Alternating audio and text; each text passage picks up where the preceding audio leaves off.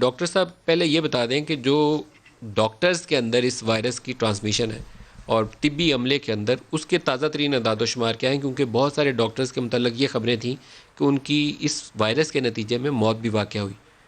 آپ بتا سکتے ہیں آپ کے پاس اسٹیٹسٹکس کیا ہیں اس وقت؟ جی ہاں، دیکھیے اس وقت تقریباً جو ہے 3,000 سے زیادہ ڈاکٹرز، پیرامیڈیکل اسٹاف اور نرسز، ایک ٹوٹل میں بتا رہا ہوں، جو ہیلتھ کیئر ورکر ہیں وہ اس وقت انفیکٹڈ ہیں.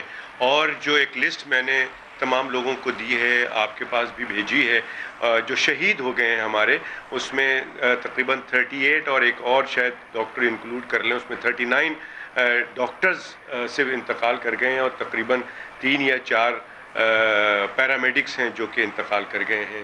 تو ان میں جو ڈاکٹرز انتقال کر گئے ہیں، ان میں سے ایک بہت انٹرسٹنگ بات لوگوں کو سمجھنے کے لیے اور تمام سرکار کو سمجھنے کے لیے کہ یہ جو ڈاکٹرز انتقال کر گئے، اس میں سے 2 ڈاکٹر ایسے ہیں جو کہ کووڈ کے مریض ٹریٹ کر رہے تھے، یعنی کہ وہ آئسولیشن میں تھے، کوارنٹائن میں تھے. باقی جتنے بھی ڈاکٹرز انتقال کر گئے ہیں وہ ڈاکٹرز ہیں جو کہ دوسرے شعبے سے تعلق رکھتے ہیں. جیسے کہ ایک جاوید اختر پشاور کے جو ENT کے میرے شعبے کے ڈاکٹر تھے، وہ انتقال کر گئے. گائنیکولوجسٹ انتقال کر گئی ہیں، جنرل پریکٹیشنر ہیں، اس میں فزیشین ہیں، ریڈیولوجسٹ ہیں، پیتھولوجسٹ ہیں. اس طرح کے لوگ جو ہیں وہ اس میں شامل ہیں.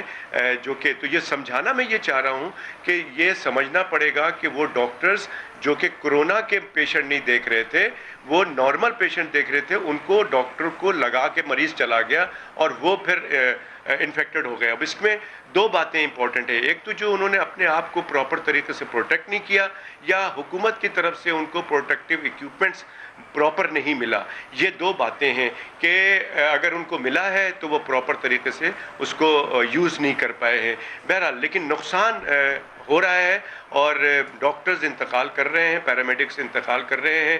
دوسری طرف ہسپتالوں میں رش بڑھ رہا ہے، اور ڈر اس بات کا ہے کہ اگر یہ رش بڑھتا چلا گیا، نمبر آف پیشنٹس بڑھتے چلے گئے، چاہے وہ جس کی بھی کمزوری کی وجہ سے ہو، جس کی بھی پراپر مینجمنٹ نہیں ہونے کی وجہ سے ہو، لیکن ہاسپٹل پہ رش بہت زیادہ ہے.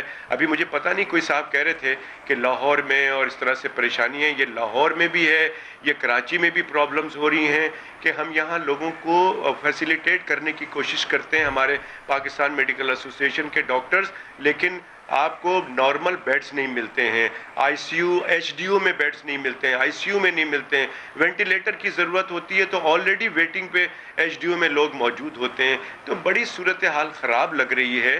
ہمیں ڈر اس بات کا ہے کہ اگر یہی صورتحال رہی تو ہمارے ڈاکٹرز آئسولیشن میں آئسولیٹ کرتے جائیں گے اپنے اپنے گھروں پہ. جو 3,000 سے زیادہ ہیلتھ کیئر ورکر اس وقت آئسولیشن میں ہیں، اسی طرح سے مزید لوگ جائیں گے. آپ کے پاس پیچھے سے کوئی اس کا بیک اپ نہیں ہے. آپ کے پاس ابھی 15,000 ڈاکٹرز جو کہ ڈاکٹرز بنے ہوئے، ان کی رجسٹریشن کا معاملہ ابھی چل رہا ہے. ہم اس کو یوٹیلائز کر سکتے تھے پچھلے 3-4 مہینے میں، ان کو ٹرین کر کے اور ان کو بیک اپ پہ رکھ سکتے تھے، لیکن انفارچونیٹلی ایسا نہیں ہو رہا ہے. ہمارے جنرل پریکٹیشنر ابھی اس وقت ہمارے پاس، میں خود تقریباً جو ہے 30-40 لوگوں کو گھر پہ آئسولیٹ کر کے ان کو ٹریٹ کر رہا ہوں. اس طرح سے بے تحاشا ڈاکٹرز جو ہیں وہ گھر پہ آئسولیٹ کر کے ٹریٹ کر رہے ہیں جو کہ مائلڈ سے ماڈریٹ بیماری میں مبتلا ہے. لیکن ہمیں ڈر اس بات کا لگا رہتا ہے کہ خدا نہ خواستہ ان میں سے کسی کو کوئی ڈسنک ہوتے ہیں، کسی کو ہاسپٹلائزیشن کی ضرورت پڑتی ہے تو ہم کیا کریں گے. ہمارے پاس کوئی ایسا سسٹم موجود نہیں ہے جس کے تحت ہم معلومات کریں اور اس کو بھیجیں، اور اگر وہاں سے یہ پتہ چلتا ہے کہ جی سوری ہمارے پاس بستر موجود نہیں ہے